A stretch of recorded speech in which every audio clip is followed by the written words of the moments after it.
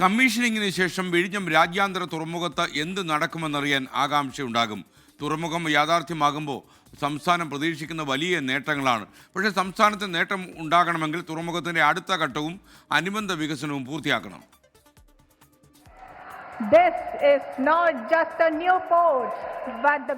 രാജ്യത്തിന്റെ അഭിമാന പദ്ധതി, കേരളത്തിന്റെ വികസന സ്വപ്നം ലോകത്തിന് മുന്നിൽ സമർപ്പിച്ചു കഴിഞ്ഞു.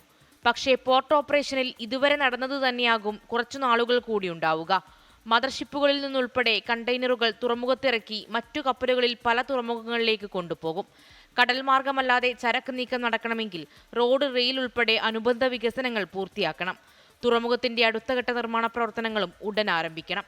അപ്പോൾ ഇതുവരെയും നമ്മൾ പ്രതീക്ഷിച്ചതിലധികം വേഗതയിൽ നമുക്ക് കാര്യങ്ങൾ നടത്തിക്കൊണ്ട് പോകാൻ സാധിച്ചു. അതിനോടൊപ്പം തന്നെ ഈ പറഞ്ഞതുപോലെ ലോകത്തിലെ ഏറ്റവും വലിയ കപ്പലുകൾ വരെ നമുക്ക് ആകർഷിക്കുവാനും അവർക്ക് സംതൃപ്തകരമായിട്ടുള്ള സേവനങ്ങൾ നൽകുവാനും നമുക്ക് സാധിച്ചിട്ടുണ്ട്. അപ്പോൾ ആ പ്രവൃത്തി തീർച്ചയായിട്ടും തുടരും.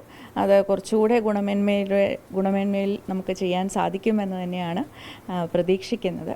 റെയിൽവേ, തുരങ്കപാത ഉൾപ്പെടെയാണ് അനുബന്ധ വികസനങ്ങളിൽ പ്രധാനം. വിഴിഞ്ഞം തുറമുഖത്തെ ദേശീയ റെയിൽ ശൃംഖലയുമായി ബന്ധിപ്പിക്കുന്ന വികസനം എവിടെയും എത്തിയിട്ടില്ല. വിഴിഞ്ഞത്തെ ബാലരാമപുരം റെയിൽവേ സ്റ്റേഷനുമായി ബന്ധിപ്പിക്കുന്ന 10.7 കിലോമീറ്റർ വരുന്നതാണ് റെയിൽപാത. കൂടാതെ 2 കിലോമീറ്റർ നീളമുള്ള അപ്രോച്ച് റോഡിലെ നിർമ്മാണം പുരോഗമിക്കുകയാണ്. തുറമുഖത്ത് നിന്ന് തലക്കോട് വെച്ച് NH66 യോജിക്കുന്ന നിലയിലാണ് റോഡിന്റെ ഡിസൈൻ.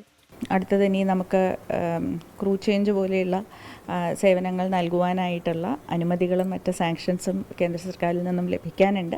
അപ്പോൾ അതിനുള്ള നടപടികൾ നടന്നു വരികയാണ്. അത് എത്രയും പെട്ടെന്ന് ലഭിക്കുമെന്നാണ് കരുതുന്നത്.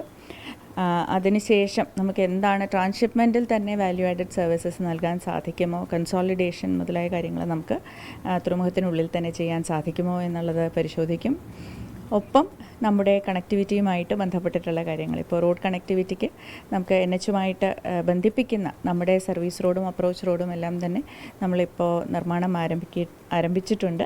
അപ്പോൾ ആ നിർമ്മാണ പ്രവർത്തനങ്ങൾ ഇനി കുറച്ചുകൂടെ വേഗത്തിൽ നമുക്ക് ആക്കണം. അപ്പോൾ അതിനുശേഷം അടുത്തത് എപ്പോഴാണ് കയറ്റുമതി ഇറക്കുമതി എന്നുള്ളത്, എക്സിം കാർഗോ നമുക്ക് ആരംഭിക്കാൻ ഏറ്റവും ഉചിതമായ സമയം എന്നുള്ളത് നമുക്ക് കണ്ടെത്താനുണ്ട്. തുറമുഖത്തിന്റെ രണ്ടാം ഘട്ടത്തിൽ നിർണായകം ഇന്റഗ്രേറ്റഡ് ചെക്ക് പോസ്റ്റ് ആണ്.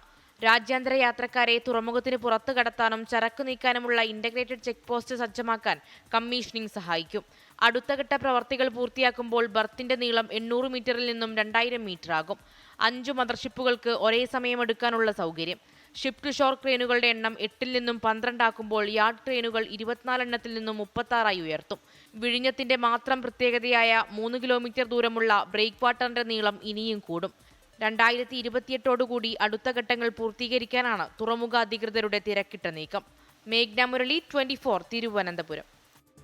വിഴിഞ്ഞത്തിൽ നമ്മൾ ഒരുപാട് പ്രതീക്ഷിക്കുകയാണ്. നമുക്ക് ഏതാണ്ട് 10-60 കൊല്ലം കഴിഞ്ഞ് അദാനിയിൽ നിന്ന് ഈ പോർട്ട് കേരളത്തിന് സ്വന്തമായി കിട്ടൂ.